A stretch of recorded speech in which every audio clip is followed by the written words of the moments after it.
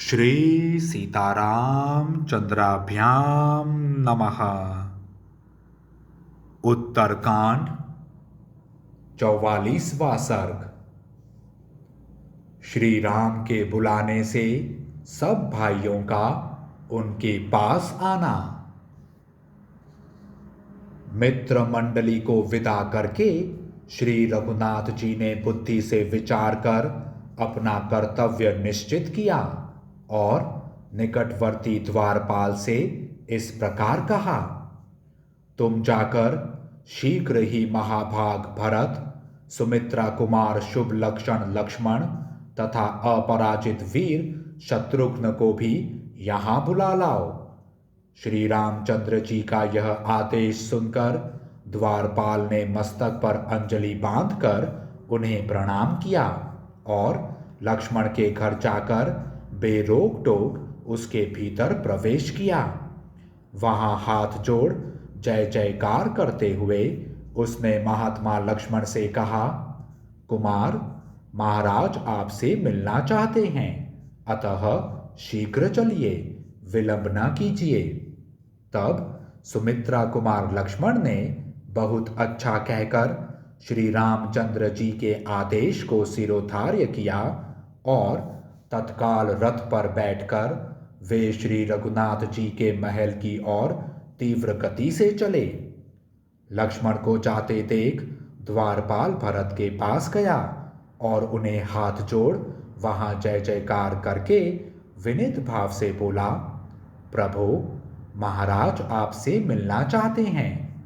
श्री राम के भेजे हुए द्वारपाल के मुख से यह बात सुनकर महाबली भरत तुरंत अपने आसन से उठ खड़े हुए और पैदल ही चल दिए।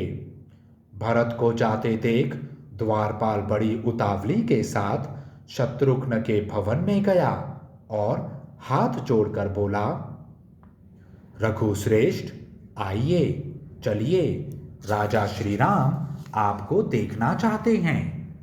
श्री लक्ष्मण जी और महायशस्वी भरत जी पहले ही जा चुके हैं।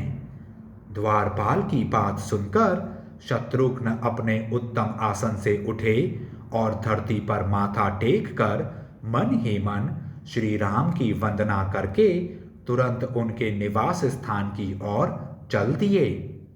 द्वारपाल ने आकर श्री राम से हाथ जोड़कर निवेदन किया कि प्रभु, आपके सभी भाई द्वार पर उपस्थित हैं।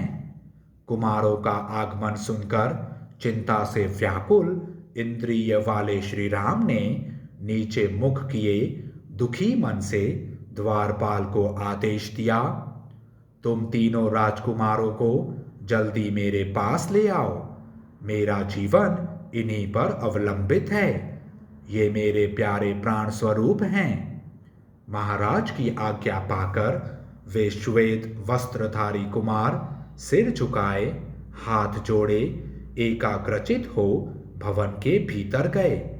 उन्होंने श्री राम का मुख इस तरह उदास देखा मानो चंद्रमा पर ग्रह लग गया हो। वह संध्या काल के सूर्य की भांति प्रभा शून्य हो रहा था। उन्होंने बारंबार देखा, बुद्धिमान श्री राम के दोनों नेत्रों में आंसू भर आए थे और उनके मुखारविंद की शोभा छिन गई थी। तदंतर उन तीनों भाइयों ने तुरंत श्री राम के चरणों में मस्तक रखकर प्रणाम किया। फिर वे सब के सब प्रेम में समाधिस्थ से होकर पड़ गए। उस समय श्री राम आंसू बहा रहे थे। महाबली रघुनाथ जी ने दोनों भुजाओं से उठाकर उन सब का आलिंगन किया और कहा, इन आसनों पर बैठो।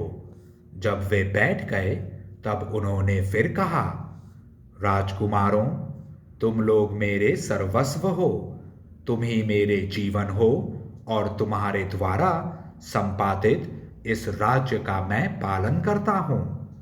नरेश्वरों, तुम सभी शास्त्रों के ज्ञाता और उनमें बताए कर्तव्य का पालन करने वाले हो। तुम्हारी बुद्धि भी परिपक्व है। इस समय मैं जो कार्य तुम्हारे सामने उपस्थित करने वाला हूं उसका तुम सबको मिलकर संपादन करना चाहिए। श्री रामचंद्र जी के ऐसा कहने पर सभी भाई चौंकने हो गए। सबका चित्त उद्विग्न हो गया और सभी सोचने लगे, न जाने महाराज हमसे क्या कहेंगे। इस प्रकार श्री वाल्मीकि निर्मित आर्ष रामायण आदि काव्य के उत्तरकांड में 44वां सर्ग पूरा हुआ। जय श्री राम।